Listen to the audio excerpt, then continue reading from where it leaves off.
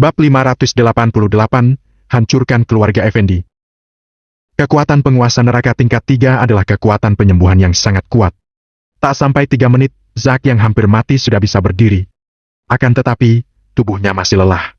Dia berdiri dan bersandar pada bagian depan mobil untuk beristirahat. Agam mengeluarkan sebungkus rokok dan menaruh masing-masing satu batang di depan mayat saudaranya. Beberapa saudara tidak memiliki tulang yang tersisa, jadi dia menempatkannya pada label nama mereka. Kemudian, Agam menyerahkan sebatang rokok pada Zack. Mereka berdua mengembuskan napas dan melihat mayat di tanah. Mereka semua tetap diam. Tidak lama kemudian, terdengar suara deru mobil dari kejauhan. Reno memimpin saudara-saudara wilayah timur.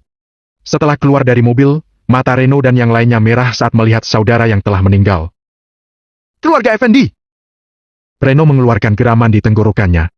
Saudara-saudara berteriak marah. "Instruktur, bawa saudara-saudara untuk membalas dendam. Biarkan mereka membayar harganya. Hancurkan keluarga Effendi!" Saudara-saudara mengepung Agam. Tubuh mereka memancarkan aura pembunuh dan mata mereka penuh dengan keinginan haus darah. Agam menunjuk ke mayat ular Zakui. "Kirim seseorang untuk menyeretnya kembali. Kulitnya sangat keras, bisa digunakan untuk membuat baju besi yang dapat menahan serangan alam langit tingkat 1. Selain itu, sisanya ikut denganku." Agam membuang puntung rokok dan memadamkannya. Dia berkata dengan nada dingin. "Hancurkan keluarga Effendi!" Dimension keluarga Effendi. Seluruh keluarga sangat waspada. Setiap 10 meter, ada ahli keluarga Viander yang duduk dan bertanggung jawab atas keamanan. Penjagaannya sangat ketat. Saat ini, sebuah van hitam perlahan keluar. Ketika akan sampai di ambang pintu, dia dihentikan oleh para penjaga. "Pemeriksaan," kata kedua penjaga itu. Pengemudi muda itu turun dan berkata, "Siapa yang memberi kalian nyali untuk menghentikan mobil tetua Yudi? Apa kalian sudah tidak mau hidup?" Jendela mobil diturunkan dan memperlihatkan wajah samping Yudi yang tua dan acuh tak acuh. Melihat bahwa orang itu adalah Yudi, kedua penjaga itu menggigil ketakutan dan berkata sambil tersenyum. "Kevin telah memerintahkan agar semua mobil yang masuk dan keluar dari keluarga Effendi harus diperiksa. Devin, jangan mempersulit orang sendiri, biarkan mereka memeriksanya." Suara dingin Yudi terdengar dan matanya yang acuh tak acuh mengamati kedua penjaga itu. Para penjaga menelan seteguk ludah. Aura Yudi terlalu kuat dan mereka tidak bisa menahan tekanan itu. Dia melirik ke dalam mobil dan melihat Ina dan orang tuanya duduk di belakang. Tidak ada orang lain. "Apa sudah cukup melihatnya?" Devin memukul bagian depan mobil dan memelototi dengan marah. Dengan identitas keluarga Yudi dan Yina, para penjaga pasti tidak akan memiliki masa depan yang baik jika memprovokasi mereka. "Tetua Yudi, kalian jangan marah. Kami akan melepaskan kalian sekarang," kata seorang penjaga sambil tersenyum. Penjaga lainnya mengangkat tangannya dan pagar besi itu perlahan terbuka. "Penundaan sialan!" Devin mendengus dan dia masuk ke mobil. Mereka keluar perlahan. Ketika kendaraan keluar dari pagar besi, semua orang di dalam mobil merasa lega. Ibu Yina meraih tangan putrinya dan berkata, "Nak, apa kamu yakin ingin melakukan ini? Mengkhianati keluarga Effendi? Maafkan aku, Ibu. Apapun yang terjadi, aku tidak akan menjadi musuh dengannya." Ina menggelengkan kepalanya dan menggigit bibirnya. Sosok seorang pria muncul di benaknya. Walaupun tidak bertemu untuk waktu yang lama, sosok itu sepertinya terukir di dalam ingatannya dan tidak mungkin untuk dilupakan. Tapi, apa yang dilakukan Ina benar. Sekarang keluarga Effendi telah berubah. Pergi sesegera mungkin akan menjadi pilihan yang paling bijaksana. Ayah Ina melihat keluar jendela dan berkata perlahan. Meskipun dia memiliki perasaan kasih sayang yang tak terpisahkan pada keluarga Effendi, dia lebih peduli pada yang terakhir daripada anggota keluarga. "Kevin sudah gila. Dia benar-benar menyerang kakak Agam. Dia tidak tahu orang seperti apa yang dihadapinya." Yudi menarik napas dalam-dalam dan melihat mansion keluarga Effendi yang secara bertahap menghilang melalui kaca spion. Dia memiliki firasat kuat bahwa sebentar lagi tempat ini akan berubah menjadi reruntuhan. Yudi bergerak mundur dan membuka penutup mobil. Harsa, Yesi, dan Norman terbaring di dalam. Mobil itu telah dimodifikasi. Cukup untuk 3 orang berbaring datar. "Maaf karena telah merepotkan kalian." Yudi meminta maaf. "Tidak masalah, kami malah menyebabkan kalian mengambil risiko yang begitu besar." Harsa menghela napas. Norman juga menghela napas. Untungnya, sehari sebelum kejadian, Yana sudah naik pesawat untuk meninggalkan wilayah timur karena dia berhasil masuk tanpa ujian ke Universitas Hurapan. Jika tidak, dia juga akan ditangkap. Dalam 10 menit, kita sudah dapat meninggalkan lingkungan keluarga Effendi. Ketika saatnya tiba, kalian baru keluar lagi. Suara Yudi baru saja terdengar, ekspresinya sedikit berubah. Dia segera menutup tutupnya. Ada seorang pria tua yang berdiri di depan untuk menghalangi jalan. Dia adalah tetua agung keluarga Effendi, Hayden. Yudi, kemana keluargamu akan pergi? Hayden menyipitkan mata dan tertawa. Anak ini sedang sakit. Kami ingin membawanya ke rumah sakit. Yudi keluar dari mobil. Kalau tidak enak badan, kenapa tidak mencari tabib kuno? Keluarga Effendi tidak kekurangan dalam hal ini. Hayden melirik ke dalam mobil dan berkata sambil tersenyum. Melihat dokter adalah prioritas kedua. Aku juga ingin keluar untuk jalan-jalan. Kenapa? Apa aku bahkan tidak punya hak? Wajah Yudi tanpa ekspresi dan kekuatan spiritualnya perlahan muncul. Sekarang adalah periode khusus. Di luar tidak aman. Bagaimana kalau ada tikus yang bersembunyi di dalam mobil? Bukankah keluargamu akan menderita bencana? Hayden tersenyum sinis dan tiba-tiba memukul van itu. Yudi yang sudah siap untuk pergi langsung menembak dan menghadapinya. Sebenarnya, tidak besar perbedaan kekuatan di antara mereka berdua, tetapi kekuatan Hayden meningkat dengan aneh. Dia membuat Yudi mundur beberapa langkah dan tiba-tiba memuntahkan seteguk darah. Yudi tercengang dan berkata, Alam bumi tingkat 9 awal? Kapan kamu menerobos? Hayden telah terperangkap di alam bumi tingkat 8 selama 30 hingga 40 tahun. Dia pernah terluka sebelumnya dan kejadian itu merusak fondasinya. Tidak mungkin lagi baginya untuk menerobos dalam kehidupan ini. Namun, sekarang dia benar-benar menerobos ke tingkat 9. Yudi tidak tahu bagaimana dia melakukannya. Kalau tidak punya modal, menurutmu kenapa Kevin berani melawan bajingan agam itu? Hayden tersenyum sadis. Matanya menunjukkan sentuhan dingin. Kalau kamu berani mengkhianati keluargamu, kamu semua akan dieksekusi. Setelah mengatakan ini, aura di tubuhnya melonjak. Telapak tangannya mengembunkan kekuatan yang menakutkan. Bom energi yang tak terlihat meledak dan dia ingin membunuh Yudi serta orang-orang di dalam mobil. Yudi terlihat putus asa. Alam bumi tingkat 8 dan tingkat 9 memiliki kesenjangan yang sangat besar seperti jurang. Dia tidak boleh minggir, jika tidak semua orang di dalam mobil akan mati. Memegang tekad untuk mati, Yudi membuka tangannya dan mengadang di depan mobil. Melihat tubuhnya akan dihancurkan oleh bom energi, gelombang aneh datang. Bola energi yang menakutkan menghilang seperti kepulan asap. Siapa yang berani ikut campur dengan urusan keluarga Effendi? Di hadapan aura yang tiba-tiba, Hayden agak terkejut dan langsung berteriak marah. Namun, tanpa menunggunya berbalik, kilatan cahaya merah muncul. Cahaya itu membutakan semua orang untuk waktu yang singkat. Dalam keadaan terkesiap, mereka melihat sosok pria dengan pisau merah berjalan mendekat. Sosok itu berangsur-angsur menjadi jelas. Dia adalah Agam. Saat ini, garis merah muncul di pinggang Hayden. Kebanggaan di wajahnya menghilang dan digantikan oleh kepanikan. Kamu! Hayden membuka mulutnya. Tanpa menunggu dia bersuara, garis merah di perut bagian bawahnya dengan cepat mengembang. Dalam teriakannya yang melengking, tubuh dan jiwanya berubah menjadi warna merah dan mengalir ke dalam pisau merah. Pisau pelahap nyawa berkedip dengan sinar cahaya dan tampak cukup puas.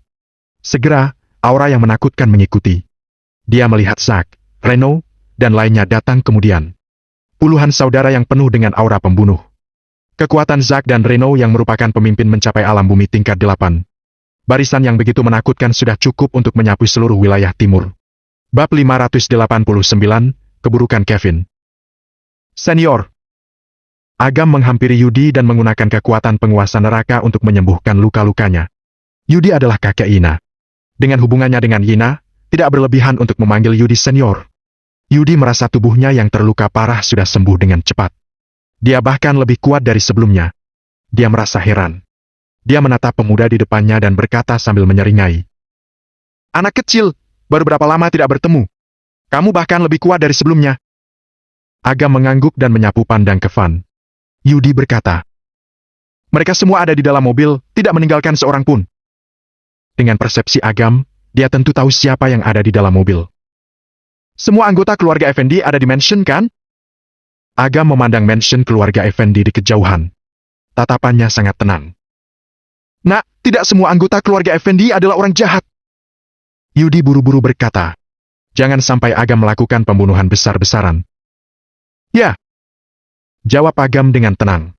Tidak ada yang mengerti lebih jelas darinya mengenai apa itu baik atau jahat. Agam mengangkat kakinya dan berjalan perlahan di atas melewati mansion keluarga Effendi. Melihat adegan ini, Hati Yudi bergetar. Menginjak kehampaan, simbol absolut dari kekuatan besar alam langit. Dia benar-benar sudah mencapai alam langit. Wash! Suara menerobos udara melewati telinganya. Zack dan yang lainnya langsung bertindak. Mereka menggunakan formasi pembunuh naga dan langsung memasuki mansion keluarga Effendi. Kekuatan kedua penjaga itu tidak lemah. Melihat sekelompok orang memaksa masuk, mereka dihancurkan oleh aura menakutkan yang dikeluarkan oleh Zack dan yang lainnya tepat ketika mereka ingin menyerang. Zack dan yang lainnya langsung masuk ke mansion keluarga Effendi. Keluarga Ina membantu Harsa dan dua orang lainnya untuk keluar dari mobil. Ina melihat sosok pria di udara dan tidak bisa menahan diri untuk menggigit bibirnya. Tiba-tiba, dia merasakan sentuhan lembut di telapak tangannya dan berbalik. Dia melihat Yesi menunjukkan senyum paksa. Kedua wanita itu saling pandang dan menunjukkan sentuhan kepahitan. Cinta tak terbalaskan. Mereka juga terhubung karena takdir. Kevin duduk di posisi utama dan para tetua keluarga Effendi serta beberapa orang asing lainnya duduk di aula. Kevin, sekelompok orang menerobos masuk ke keluarga Effendi. Kami telah mengirim orang untuk mencegat dan membunuh mereka. Seorang tetua menerima berita tersebut dan melaporkan pada Kevin. Itu hanya sekelompok cecunguk. Para tetua lainnya tertawa menghina. Tapi, kedua tetua keluarga Hartanto telah pergi begitu lama, kenapa mereka belum kembali? Seorang tetua memandang beberapa tetua keluarga Hartanto yang duduk di sana. Kakak pertama dan kakak kedua sangat perkasa. Mungkin mereka naksir pada wanita bernama Kirana itu dan sedang menikmati di suatu tempat. Kata seorang tetua keluarga Hartanto. Para tetua keluarga Effendi tidak bisa menahan tawa. Geng keluarga Hartanto menganggap wanita sebagai tungku. Watak alami itu tidak mengherankan. Semua orang tidak sedikit pun khawatir. Kedua tetua keluarga Hartanto sudah mencapai alam langit. Jika mereka pindah ke tempat lain, mereka mungkin tidak cukup memenuhi syarat. Jika mereka ditempatkan di Provinsi S, mereka bisa menyapu dengan sembarangan. Kevin, guru utama Aditya kenapa belum datang? Saat ini, tetua lain mempertanyakan keraguannya dan menatap Kevin. Gunung Awan berada di pusat. Alasan keluarga Effendi bisa memanfaatkan keluarga Hartanto, sebagian besar karena Gunung Awan. Aditya dan muridnya akan tiba nanti. Jawab Kevin perlahan. Dia berdiri dan melambaikan tangannya. Semuanya patuhi perintah, keluar dan lawan musuh untuk menaikkan pamor keluarga Effendi. Baik. Tetua keluarga Effendi terlihat bersemangat. Dengan bantuan Aditya, kekuatan mereka telah ditingkatkan. Mereka tidak sabar untuk membunuh musuh. Kita juga menganggur. Lebih baik kita juga keluar untuk merenggangkan otot dan tulang. Tetua keluarga Hartanto bangkit satu demi satu dengan senyum santai. Mereka ditindas oleh berbagai suku di alam C, jadi mereka hanya bisa menundukkan kepala dan bersikap baik.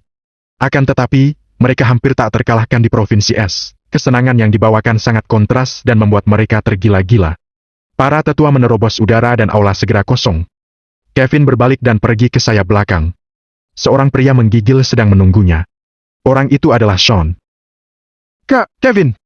Akhirnya Anda kembali. Lari, cepat lari!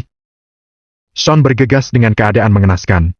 Setelah Zaidan mendapatkan kembali kekuasaannya, garis keturunan Tio benar-benar dilikuidasi. Sean membodohi dirinya sendiri di lelang amal dan diasingkan ke kota kecil terpencil oleh keluarga Viander. Baru setelah itu, dia menghindari bencana. Dia tahu betul bahwa hanya dengan kemampuan Kevin, dia baru bisa berharap untuk bertahan hidup.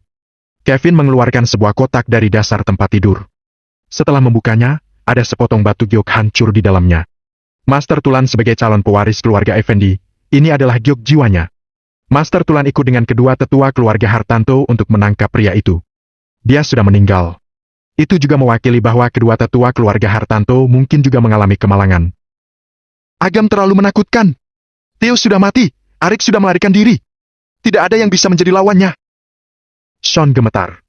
Sudut mulut Kevin berkedut. Bahkan Theo saja terbunuh. Masuk akal jika kedua tetua keluarga Hartanto terbunuh. Meskipun dia sudah menebak hasilnya, dia tetap terkejut dan bahkan ketakutan ketika mendapat kabar itu. Tidak heran jika Aditya dan murid-muridnya belum datang. Ternyata mereka telah mengetahui bahwa kekuatan Agam sangat dahsyat. Mereka telah menggunakan keluarga Effendi dan keluarga Hartanto sebagai pion untuk menguji kekuatan Agam. Aku ingin kamu melaporkan layanan jasamu dan ikut aku pergi melalui terowongan itu. Kevin menekan sebuah tombol di samping tempat tidur. Tempat tidur itu menjauh dan sebuah terowongan muncul di depannya. Hanya kita berdua? Sean agak terkejut. Ya, kalau terlalu banyak orang, tidak akan ada yang bisa kabur. Ujar Kevin perlahan dan langsung berjalan menyusuri terowongan. Sean menelan ludah.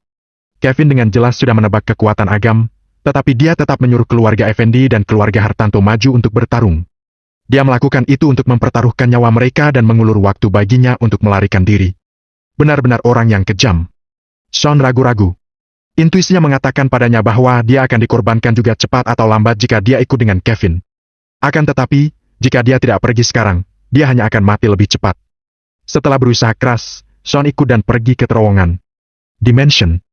Para tetua keluarga Effendi dan keluarga Hartanto bergegas keluar dari aula dan menyaksikan Zack dan yang lainnya menyerang penjaga keluarga Effendi. Mereka memperlihatkan senyum menghina. Hah? Pria bertubuh tinggi dan kuat itu terlihat tidak asing. Sepertinya dia melarikan diri sebelumnya. Seorang tetua keluarga Hartanto memandang Zack yang sedang bertarung di tengah kerumunan dan mengerutkan kening. Apa kamu bercanda? Kakak pertama dan kakak kedua bekerja sama untuk membunuhnya. Dia pasti sudah lama meninggal. Mana mungkin dia masih bisa hidup sampai sekarang? Paling hanya mirip. Kata tetua keluarga Hartanto yang lain dengan menghina. Betul juga. Tunggu apa lagi? Bunuh mereka semua. Para tetua keluarga Hartanto berteriak heboh. Para tetua keluarga Effendi menggosok kedua tangan mereka dan melepaskan aura mereka. Mereka ingin buru-buru menyerang dan membunuh Zack dan yang lainnya. Tiba-tiba, langit menjadi gelap. 3 lingkaran cahaya hitam turun dari langit dan menyelimuti seluruh mansion. Kejadian itu menyingkirkan kekuatan spiritual yang kental dan membatasi jiwa mereka. Terlepas dari Zack dan yang lainnya, semua orang menghadapi situasi itu. Dimension keluarga Effendi yang sedang bertarung, langsung menjadi tenang. Apa itu? Tidak tahu siapa yang berteriak. Semua orang melihat ke atas dan langsung merasa ngeri. Bayangan orang tua 30 km perlahan muncul di langit. Dia melepaskan aura yang membuat semua orang takut. Beberapa orang kuat samar-samar bisa melihat sosok di langit. Melihat dengan saksama, tetua keluarga Effendi kehilangan suaranya dan berkata, "Apa itu Agam?" Para tetua keluarga Hartanto terkesiap. Segera, mereka terpikir bahwa tujuan perjalanan mereka ke Provinsi Es adalah untuk Agam. Namun, bukankah dia hanya berada di alam langit setengah langkah? Dia bisa menginjak kekosongan, jelas merupakan kekuatan besar alam langit. Selain itu, dengan kekuatan satu orang bisa menyebabkan kericuhan seperti itu, kekuatannya pasti jauh melebihi alam langit tingkat 1 biasa. Tunggu. Tetua ketiga keluarga Hartanto buru-buru mengeluarkan lengan jubahnya dan ekspresinya tiba-tiba berubah menyedihkan. Dia perlahan mengeluarkannya. 2 buah giok jiwa yang mewakili tetua agung dan tetua kedua keluarga Hartanto telah hancur. Mereka terlalu percaya diri dan bahkan mengabaikan masalah giok jiwa ini. Sekarang giok jiwa sudah rusak, itu berarti kedua tetua keluarga Hartanto sudah mati. Saat ini, hanya ada satu orang yang bisa melakukan ini, dan orang itu adalah pria yang berada di langit, Agam. Bab 590, Api Karma membakar tubuh. Bajingan, keluarga Effendi, kalian sekelompok bajingan. Bukankah kalian mengatakan bahwa dia hanya berada di alam langit setengah langkah? Kenapa dia begitu kuat? Tetua keluarga Hartanto merasakan ketakutan yang belum pernah terjadi sebelumnya dan berteriak marah. Para tetua keluarga Effendi semuanya tercengang. Beberapa waktu lalu, mereka menghabiskan banyak upaya untuk mencari tahu tentang Agam yang memenangkan juara kompetisi pertempuran 9 alam surgawi. Saat itu, dia memang hanya berada di alam langit setengah langkah. Namun, belum seminggu dia sudah mencapai alam langit. Tanpa menunggu mereka bertengkar satu sama lain, kekuatan spiritual yang sangat menakutkan menyapu seluruh mansion keluarga Effendi. Pada saat yang sama, tubuh orang-orang ini dan beberapa anggota keluarga Viander memancarkan cahaya gelap. Rasa penindasan yang belum pernah mereka rasakan sebelumnya menyelimuti hati mereka, bahkan lebih menakutkan daripada kematian. Kertas sepanjang 333 meter melayang keluar dan terbakar menjadi percikan api yang tak terhitung jumlahnya. Keindahannya seperti kembang api yang mekar dan melayang ke arah orang-orang ini. Saat tubuh mereka menyentuh percikan api, rasa panas yang luar biasa melanda mereka. Tidak hanya ada di tubuh mereka, tetapi juga masuk lebih dalam ke jiwa mereka dan terbakar bersama dengan tubuh mereka. Ah! Tetua keluarga Hartanto dan keluarga Effendi terlihat ketakutan. Rasa sakit terbakar membuat mereka berteriak kesakitan. Sidang telah selesai dan tidak ada cara untuk melawan. Api karma berkobar melalap tubuh mereka. Di terowongan, merasakan kekuatan spiritual yang menakutkan, Kevin benar-benar kehilangan ketenangannya. Dia meringkuk dan berjongkok di tanah sambil menggigil seperti kura-kura tua. Sean berkata dengan ngeri. Itu tadi, aku tahu. Dia ada di sini. Dia akan menghakimi. Kita akan mati. Menghakimi? Kevin terkejut. Kemudian, matanya menunjukkan kedengkian. Dia mengeluarkan jimat ungu yang diberikan Aditya padanya. Dia menyemprotkan seteguk esensi darah ke jimat itu dan mengucapkan mantra. Segera dia menempelkan jimat itu pada Sean. Apa yang sedang kamu lakukan? Sean terkejut dan tanpa sadar ingin merobek jimat itu. Akan tetapi, jimat itu dengan cepat bergabung dengan tubuhnya seolah-olah tumbuh dalam daging. Matilah untukku! Sahut Kevin dengan senyum muram. Jimat salah penempatan. Dia dapat memindahkan sementara dosa-dosa sendiri dan membiarkan orang lain menanggung rasa sakit penghakiman. Dasar bajingan! Aku tahu kamu tidak baik. Kalau aku mati, kamu juga tidak akan hidup. Sean sangat marah dan bergegas untuk mencekik leher Kevin. Tiba-tiba, tubuhnya memancarkan cahaya hitam yang menahan tubuh dan jiwanya. Pada saat yang sama, suara ilusi dan acuh tak acuh terdengar di telinga Sean. Ada banyak jalan reinkarnasi. Hidup dan mati memiliki banyak pemikiran tentang sebab akibat. Kamu akan menerima persidangan. Selembar kertas muncul di depan Sean. Tertulis di atasnya tentang dosa-dosanya. Pupil Sean tiba-tiba menyusut dan tiba-tiba dia tertawa. Bajingan, apa menurutmu kamu masih bisa hidup? Kamu tidak bisa melarikan diri, kamu harus mati juga. Segera, kertas itu terbakar dan berubah menjadi percikan api yang tak terhitung jumlahnya yang menelannya. Api itu membakar tubuh dan jiwanya. Ditemani oleh teriakan melengking Sean, tubuhnya dibakar hingga menjadi abu dan menghilang.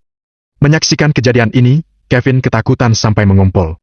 Seolah ada pisau tergantung di atas kepalanya yang akan jatuh kapan saja. Dia hampir gila. Dia melarikan diri dengan putus asa di sepanjang dinding. Dia ingin meninggalkan tempat ini dan melarikan diri ke desa pegunungan kecil atau bahkan di luar perbatasan. Dia tidak berani bertemu Agam selama sisa hidupnya. Saat persidangan selesai, mereka yang diselimuti cahaya hitam, semuanya mendapatkan vonis. Semua tetua keluarga Effendi dan keluarga Hartanto tidak ada yang selamat. Api karma membakar tubuh. Dalam jeritan putus asa mereka terbakar menjadi debu dan menghilang dari dunia ini. Bayangan ilusi penguasa neraka menghilang seperti setelah hujan lebat. Langit biru seperti tersapu dan tak berawan. Anggota keluarga Effendi yang tersisa, juga Yudi yang berada di luar, semuanya tampak kaget. Pengadilan dan keputusan. Keluarga Effendi yang sombong, tetua keluarga Hartanto, dan sekelompok orang yang melakukan dosa dari keluarga Effendi bahkan tidak memiliki kualifikasi untuk melawan. Agam benar-benar melenyapkan mereka. Metode yang menakutkan seperti itu mematahkan pemikiran mereka sebelumnya dan bahkan mendefinisikan kembali dewa di dalam hati mereka. Kekuatan pahala mengalir ke tubuh Agam. Aura Agam sekali lagi meningkat. Dibandingkan dengan persidangan kedua tetua keluarga Hartanto dan Zachary, ini jauh lebih sedikit, tetapi lebih baik daripada tidak ada sama sekali. Bos? Melihat Agam menginjak kehampaan dan berjalan turun, Zach, Reno, dan saudara-saudaranya berkumpul di sekitarnya. Mereka jelas tentang satu hal. Sekarang kekuatan Agam lebih dari 100 kali lebih kuat dari saat kompetisi pertempuran 9 alam surgawi sebelumnya. Selain terkejut, mereka lebih merasa bangga. Meskipun Agam telah dipromosikan dan bukan lagi kepala instruktur mereka, dalam hati mereka, Agam akan selalu menjadi bos mereka. Yudi datang dengan tergesa-gesa dan berkata dengan cemas. Agam, pagoda 9 lantai terikat dengan sumber kehidupan Kevin. Pagoda itu masih ada. Dia seharusnya belum mati. Aku sengaja membiarkannya pergi. Agam tersenyum. Yudi terkejut. Kevin sangat cerdik. Melepaskannya sama saja dengan melepaskan orang jahat dan meninggalkan masalah untuk masa depan. Sidang telah selesai. Dia tidak bisa hidup. Sidang yang dia terima adalah pembunuhan saudara. Agam terkekeh dan melihat ke cakrawala yang jauh. Kevin menggunakan metode jimat salah penempatan untuk menghindari penghakiman yang memang merupakan metode yang baik. Jika penghakiman tingkat 2 tidak menggunakan kekuatan penguasa neraka, mungkin dia akan benar-benar lolos. Sayangnya, ketika penguasa neraka turun dan menghakimi dunia, tidak ada yang bisa lolos dari sanksi. Namun, Kevin mampu mengeluarkan segel jimat ini, menunjukkan bahwa dia sudah dipersiapkan sebelumnya. Sepertinya sudah waspada terhadap dirinya. Kevin melarikan diri dengan liar di sepanjang terowongan. Adegan kematian Sean membuatnya sangat terkejut. Selain itu, sisa-sisa persidangan tetap ada di tubuhnya. Itu membuat kondisi fisiknya makin memburuk dan bahkan menunjukkan gejala dahak. Sekarang dia tidak memiliki prestis Kevin. Dia terlihat seperti pengemis tua yang melarikan diri. Keadaannya sangat mengenaskan. Begitu keluarga Effendi hancur, wilayah timur bahkan provinsi es sepenuhnya didominasi oleh Agam. Tidak realistis jika dia ingin melarikan diri. Kevin bersembunyi di pintu keluar terowongan dan tidak berani keluar untuk waktu yang lama. Dia mengeluarkan ponselnya dan menghubungi mantan teman baiknya. Tidak ada yang menjawab panggilan telepon. Akhirnya, seorang teman dekat lama menjawab panggilannya. Teman lama, aku dalam masalah sekarang. Selama kamu bisa membantuku meninggalkan provinsi es, Aku akan memberikan apapun yang kamu mau. Kevin buru-buru berkata seolah telah menggenggam penyelamat terakhir. Aku tahu situasimu. Agam itu terlalu sombong. Dia sama sekali tidak menghormati generasi yang lebih tua. Cepat atau lambat dia akan mendapatkan pembalasan. Teman lama itu memarahi lalu berkata dengan suara yang dalam. Di mana kamu sekarang? Aku akan mengirim seseorang untuk menjemputmu. Aku ada di dekat rambu jalan raya J128. Aku akan segera keluar saat orang-orangmu tiba. Bertahanlah selama setengah jam. Setelah berbicara, temannya menutup telepon dengan tergesa-gesa. Kevin duduk di tanah dan tersentak. Dia perlahan-lahan menjadi tenang dan tiba-tiba merasa ada yang tidak beres. Masalah itu baru saja terjadi dan beritanya belum menyebar. Bagaimana temannya tahu bahwa dia sedang dikejar oleh Agam? Makin dipikirkan, dia makin merasa ngeri. Kevin tidak bisa duduk diam. Dia menguatkan tubuhnya yang lelah dan keluar dari pintu masuk terowongan. Dia harus segera meninggalkan tempat ini. Ketika di setengah jalan, sebuah tangan meraih di depannya yang membuatnya sangat takut sehingga dia hampir kehilangan jiwanya. Akan tetapi, saat dia mendongak, dia tiba-tiba tertegun. Itu adalah Jordan. Belum lama ini, dia mempermalukan keluarga Effendi karena Jordan kehilangan sejumlah besar properti. Jadi, dia memutuskan garis keturunan keluarga Effendi dan mengirim orang untuk memburunya kemana-mana. Sejak saat itu, kasih sayang antara ayah dan anak berakhir. Akan tetapi, saat dia berada dalam situasi putus asa, mereka bertemu lagi. Ayah, saya di sini untuk menyelamatkan Anda. Jordan memanggil. Seketika membuat mata Kevin merah. Dia meraih tangan Jordan. Dia menendang dengan keras dan memanjat keluar terowongan. Bab 591, kesedihan terbesar di dunia. Kevin duduk di tanah dan menarik napas beberapa kali. Dia berkata dengan ekspresi rumit. Jordan, kenapa kamu di sini? Apa Anda lupa? Anda membawa saya melewati terowongan ini ketika saya masih kecil. Saya tahu kalau Anda berada dalam masalah, Anda pasti akan melarikan diri dari tempat ini. Ya, ketika kamu berusia 4 atau 5 tahun, aku melatihmu sebagai pewaris. Hanya kita yang tahu tentang rute pelarian yang sangat rahasia ini di seluruh keluarga Effendi. Kemudian, saya mengecewakan Anda. Jordan menyalahkan dirinya sendiri. Jangan berkata seperti itu. Semuanya adalah salahku. Aku yang terlalu menekanmu. Kevin menghela napas panjang. Kemudian, dia menunjukkan senyum puas dan berkata, Aku benar-benar bahagia sekarang. Semua orang menjauhiku, beberapa orang bahkan ingin mengambil nyawaku untuk dipersembahkan pada Agam. Hanya kamu, anakku yang masih memilih berdiri di pihakku. Bagaimanapun, Anda adalah ayah saya. Jordan menangis dengan getir. Hati Kevin berkedut dan air mata mengalir. Anak baik. Mulai sekarang, kita akan hidup bersama sebagai ayah dan anak. Aku akan melakukan tugasku sebagai ayah dan menebus semua utangku padamu. Kalaupun kamu menginginkan nyawaku, aku akan memberikannya padamu. Ayah. Jordan tidak bisa berkata-kata dan tersedak. Dia membantu Kevin berdiri dan berkata, Cepat masuk ke mobil bersamaku. Aku akan membawamu pergi. Baik, baik, baik. Kevin tersenyum lebar dan dia masuk ke kursi penumpang dengan dibantu oleh Jordan. Jordan juga dengan hati-hati membantunya memakai sabuk pengaman yang membuat dia merasa sangat puas. Dia bersyukur karena dikaruniai putra yang berbakti padanya. Jordan masuk ke kursi pengemudi. Dia menutup pintu mobil dan mengeluarkan sebatang rokok dari sakunya. Dia merokok dengan tenang. Awalnya, Kevin masih menunggu dengan sabar, tetapi Jordan masih tidak jalan setelah 2 menit. Dia langsung berkata dengan cemas. Nak, jalan sebelum terlambat. Agam akan segera menemukan tempat ini. Ayo cepat pergi. Pergi. Jordan memperlihatkan senyum main-main yang membuat Kevin merasa ngeri. Kevin tiba-tiba merasa ada yang tidak beres. Dia berbalik ke belakang dan melihat kursi belakang yang dilapisi bom. Apa yang ingin kamu lakukan? Biarkan aku keluar dari mobil. Ekspresi Kevin penuh kengerian. Dia ingin melepaskan sabuk pengamannya. Jordan menggoda dan berkata, Kalau kamu mencabut sabuk pengamanmu, bom akan segera meledak. Kamu sudah tidak seberani saat itu. Begitu banyak bahan peledak, cukup untuk meledakkanmu, bukan? Ekspresi Kevin berubah dan perlahan dia melepaskan tangannya. Wajahnya suram saat dia berkata, Apa kamu gila? Kamu juga akan mati. Aku sudah mati sejak kamu mengeluarkanku dari keluarga Effendi dan mengirim seseorang untuk menyerangku. Jordan tersenyum sedih. Dia mengeluarkan belati dari bawah bantal dan memberi isyarat di tangannya. Aku sudah tua dan pikiranku sudah kacau. Tapi, nak, kamu adalah anakku. Kamu adalah darah dagingku. Apa kamu ingin membunuhku karena seorang Agam? Jangan lupa, Agam juga adalah musuhmu. Ini adalah dendam antara kamu dan aku. Tidak ada hubungannya dengan dia.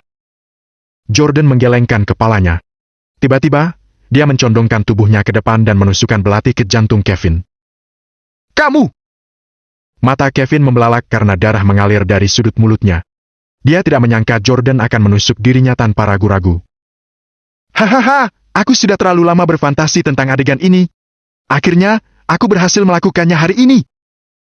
Jordan tertawa histeris dan berkata dengan ganas. Bajingan, apa kamu baru saja merasa mendapatkan kembali anakmu? Aku hanya berlakon. Aku tidak hanya ingin membunuhmu, tapi aku juga ingin kamu mengalami kanibalisme sehingga kamu dapat menanggung rasa sakit terbesar di dunia. Saat dia berbicara, Jordan mencabut belati itu dan menusuknya ke dada Kevin. Satu tusukan demi satu tusukan. Darah mewarnai tubuh Jordan dan Kevin menjadi merah. Nikmatilah perasaan dibunuh oleh anakmu sendiri. Kamu harus menikmatinya, sama seperti saat kamu ingin membunuh anakmu. Bajingan! Darah membasahi tangan Jordan menjadi merah sehingga belati terlepas dari tangannya, tetapi dia tidak memperhatikannya. Ketika belati itu jatuh, dia menghancurkannya dengan tinjunya. Seperti orang gila, dia meninju dan menghancurkan dada Kevin yang telah ditusuk. Dia bahkan langsung menghancurkan hatinya. Wajah Kevin berlumuran darah dan matanya yang keruh penuh dengan kesedihan dan rasa sakit. Kesedihan terbesar di dunia adalah kanibalisme persaudaraan.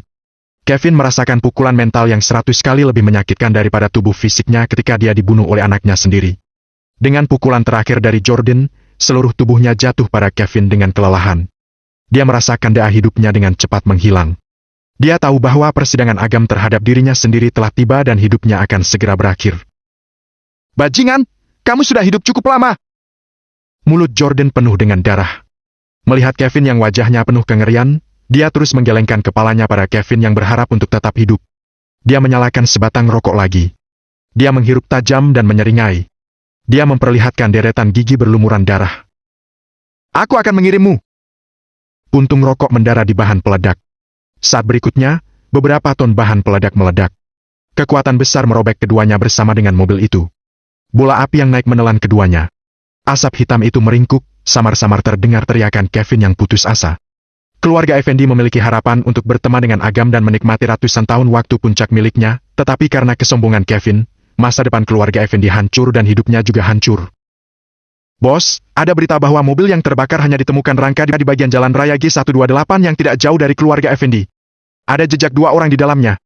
Menurut perbandingan DNA di tempat kejadian, dipastikan bahwa mereka adalah Jordan dan Kevin.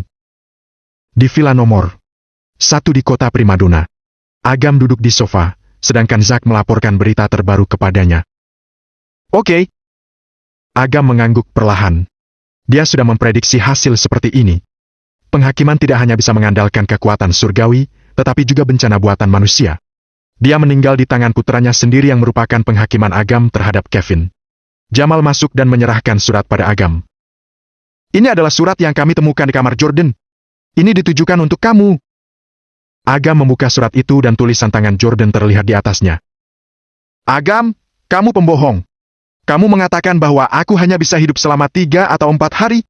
Tapi, aku belum mati setelah hidup begitu lama. Kamu berbohong padaku dan aku merasa tidak puas. Aku adalah tuan muda tertua dari keluarga Effendi. Kenapa aku harus diberi belas kasihan olehmu? Aku ingin meminjam tanganmu untuk membunuh bajingan tua itu, tapi kamu terlalu sibuk. Sudah berapa lama kamu tidak kembali? Jadi, aku harus melakukannya sendiri. Aku yang membunuhnya. Jadi, aku memenangkan ronde ini. Satu hal terakhir untuk diberitahukan padamu. Keluarga Effendi sangat dekat dengan Gunung Awan. Gunung Awan menggunakan keluarga Effendi sebagai bidak catur. Tujuan penting mereka adalah untuk mengamatimu dan memahami segala sesuatu tentangmu. Kamu harus berhati-hati. Aku pernah mendengar percakapan antara bajingan tua itu dan Aditya. Teman sekelasmu belum mati. Agam melipat amplop itu. Sifat manusia sulit dipahami. Sulit membayangkan bahwa Jordan yang merupakan nenek moyang kedua memiliki sisi seperti itu. Surat terakhir Jordan menyampaikan 2 pesan penting untuk Agam. Pertama, Gunung Awan tidak bergerak akhir-akhir ini bukan karena mereka takut. Akan tetapi, mereka bersembunyi dan mengamati. Jelas bahwa mereka telah memperoleh sebagian keuntungan. Mereka menggunakan jimat salah penempatan untuk mengalihkan penghakiman. Walaupun tidak efektif, tidak menutup kemungkinan akan ada konspirasi yang lebih besar. Kedua, mengonfirmasi tebakan sebelumnya. Dipastikan bahwa Ivan belum mati. Agam memiliki banyak musuh. Namun, baginya dari sudut pandang tertentu, musuh terbesar bukanlah keluarga Budiono, klan Koven, klan Tama atau keluarga Haryanti, melainkan Ivan. Saat 4 tahun kuliah, keduanya adalah sahabat terbaik. Ivan bahkan lebih tahu tentang Agam daripada dirinya sendiri. Orang seperti itu yang bersembunyi di bayang-bayang bahkan lebih mengancam daripada beberapa keluarga tersembunyi. Bab 592, Undangan Pertunangan. Bagaimana keluarga Effendi sekarang? Agam menerima amplop itu dan menatap Zak. Semua anggota keluarga Hartanto yang datang sudah tewas, keluarga Effendi tewas 137 orang. Hampir semua tetua meninggal. Sekarang Yudi yang bertanggung jawab atas keluarga Effendi untuk sementara ini. Agam mengangguk perlahan. Sekarang keluarga Effendi si sumber masalah telah musnah. Seluruh provinsi S akan kembali damai. Namun, Agam bermeditasi dan mempelajari lapisan ketiga penyimpanan semesta. Tingkat istimewa. Di antaranya, dia menemukan teknik tingkat istimewa yang disebut menilik roh. Dia menggambar jimat tersebut dan menyerahkannya kepada Jamal. Jimat ini dapat digunakan untuk mengetahui apa jua seseorang telah direbut. Kamu dapat membagikannya dan membiarkan tiap kelompok memeriksa sendiri. Hal ini untuk mencegah sisa-sisa kekuatan gunung awan yang diam-diam membuat masalah. 9 alam surgawi dari wilayah timur akan membantu penyelidikan. Baik. Sak langsung menjawab. Jamal menerima jimat itu dan melihatnya. Lalu, dia menatap Agam dan tersenyum sambil berkata, "Kamu berhasil. Kamu pernah disiksa oleh takdir, tapi dengan kemampuan dan tekadmu sendiri, kamu menghancurkan halangan dan menjadi dirimu yang sekarang." Dahulu, Agam hanyalah menantu tidak kompeten yang diejek di mana-mana. Namun, sekarang, dia adalah penguasa provinsi S, keluarga Swandi, keluarga Torkou, keluarga Jaki, keluarga Effendi, keluarga Viander, termasuk Kevin Anjaya, serta semua kelompok kekuatan dan orang-orang di provinsi S tunduk padanya. Kak Jamal, kamu salah. Agam menggelengkan kepalanya. Di matanya terlihat bayangan alam yang luas. 9 alam Indonesia, 12 domain, dan 36 klan besar. Mereka bercokol di tanah ini, berakar kuat, dan menetap selama ribuan bahkan 10.000 tahun lebih. Hasrat mereka membakar tanah ini. Percikan api yang membara dan asap menutupi langit membentuk awan hitam tebal. Mereka seperti banyak pasang mata yang mengintip dan menantang Agam. Sebab akibat dan hukum alam di dunia ini sedang runtuh. Semua orang sudah terbiasa. Ketika semua orang menerima ketidakadilan takdir tanpa melawan, dialah satu-satunya orang yang berdiri. Selama menanggung tanggung jawab yang besar ini, aku tidak akan mendapat gelar ataupun kejayaan. Aku adalah pedang tak terhalang di tengah kegelapan. Semuanya baru saja dimulai. Jamal dan Zak pun pergi. Agam duduk sendirian di ruang tamu, merokok dalam diam. Rokok tidak baik bagi kesehatanmu, kurangilah. Suara wanita yang lembut datang dari belakangnya. Agam refleks mematikan puntung rokok dan melihat ke belakang. Kakaknya berjalan mendekat. Kakak, mengapa kamu tidak tidur lebih lama? Agam melambaikan tangannya dengan lembut. Bau asap rokok yang mencekik di ruang tamu menghilang bersama angin. Setelah bangun, tidak bisa tidur lagi. Kirana duduk di hadapan Agam. Matanya yang indah menunjukkan kesedihan dan dia menghela napas pelan. Kamu akhirnya memilih jalan ini. Apa? Ibu dan ayah berharap kita menghabiskan hidup kita dengan aman. Jadi, mereka menyerah atas segalanya, termasuk hidup mereka. Tapi, kamu tetap saja. Mereka yang memaksaku. Agam menyela Kirana dan menutup matanya. Kakak, seseorang harus melakukan ini. Aku tidak akan lari dari tugas ini. Harus ada orang yang mengadili sebab akibat dan ketidakadilan di dunia ini. Aku tidak mengerti apa yang kamu katakan. Aku juga tidak ingin mengerti. Aku hanya tahu kamu adalah adik laki-lakiku. Kirana menggelengkan kepalanya. Matanya yang indah menjadi merah dan air matanya mengalir keluar. Dia tersenyum dengan lapang dada dan berkata, "Tapi, karena kamu adalah adik laki-lakiku, aku akan mendukung apapun yang kamu lakukan." Kakak. Leher Agam seperti tersedak, dia tidak bisa berkata-kata. Tok, tok. Tiba-tiba, ada suara ketukan pintu di luar, kemudian pintu ditendang terbuka. Di tengah pandangan dingin Agam, Adi dan Laila masuk. Adi memegang kartu undangan berlapis emas di tangannya dan berkata sambil tertawa. Hei orang tak berguna, lusa adalah hari pertunangan Tuan Muda Fajar. Aku datang untuk memberikan kartu undangan kepadamu. Mata Agam berkilat dengan dingin. Akhirnya datang juga. Kirana tidak tahu tentang perseteruan antara Agam dan keluarga Pambudi. Akan tetapi, melihat mereka datang dengan penuh permusuhan, mereka jelas bukan orang baik. Karena sopan santun, Kirana bangkit dan tertawa. Kalian teman Agam, kan? Kalian duduk, aku akan menuangkan minuman. Tidak perlu, aku rasa air di sini kotor. Wajah Adi penuh dengan rasa najis. Ekspresinya yang penuh penghinaan menyebabkan Kirana terpaku. Agam, aku benar-benar tidak menyangka kamu, binatang jalan rendahan yang diusir oleh kami keluarga Pambudi, bisa tinggal di villa. Benar-benar luar biasa. Laila berjalan keliling ruang tamu dan datang ke meja makan. Dia mengambil vas di atasnya. Kemudian, dia melepaskan tangannya, vas itu jatuh dan hancur berantakan. Dia memandang Agam dan berkata, "Orang miskin memang orang miskin. Meskipun sudah kaya, tetap saja tidak mengubah gaya hidup miskin mereka. Vas puluhan ribu saja juga berani dipajang rumah." Kirana menggigit bibirnya dengan pelan. Itu adalah vas favoritnya. Meskipun murah, rasa sukanya tidak ada hubungannya dengan uang. "Oh ya, Agam, kami di sini bukan untuk membuat masalah. Hanya saja Tuan Muda Fajar memintaku untuk menyampaikan pesan kepadamu. Kamu harus datang lusa. Kalau tidak, ketika dia bermesraan dengan Citra di malam hari, dia akan kehilangan minat." Adi menepuk kartu undangan di depan Agam dan mencibir. "Bagaimana menurutmu?" Ekspresi Kirana sedikit berubah dan dia buru-buru bertanya. "Apa kalian salah? Bukankah Citra pacar adikku? Mengapa dia bertunangan dengan orang lain?" "Pacar? Lucu sekali. Adik laki-lakimu ini benar-benar hebat. Dia masuk keluarga kami lebih dari setahun yang lalu dan menjadi menantu yang tinggal di rumah mertua yang menyedihkan. Dia diusir oleh keluarga Pambudi beberapa bulan yang lalu. Dia sudah tidak ada hubungan dengan Citra sejak awal." Adi seperti mendengar lelucon dan tertawa terbahak-bahak. Laila memandang Agam dengan kasihan dan berkata, "Apa yang kamu lakukan? Kamu jelas-jelas sudah bercerai dengan Citra, tapi kamu masih mengaku sebagai pasangan di depan kakakmu. Kamu benar-benar bermuka tebal. Ada apa? Bukankah kamu punya kemampuan hebat? Bukankah kamu mengenal banyak orang? Aku kira kamu benar-benar sudah sukses, tapi ternyata kamu tetap orang tak berguna." Saat berbicara, Laila melihat wajah pucat Kirana dan berkata dengan tidak tulus, "Kamu harus menasihati adikmu untuk berhenti berfantasi menikah dengan keluarga kaya. Dia tidak pantas mendapatkannya. Apa kamu sudah selesai?" Agam berbicara perlahan. Dia menatap Adi dan Laila dengan tatapan dingin. Jika bukan karena kehadiran Kirana, mereka sudah mati sekarang. Adi memasang senyum palsu di wajahnya, tetapi kepanikan memenuhi matanya.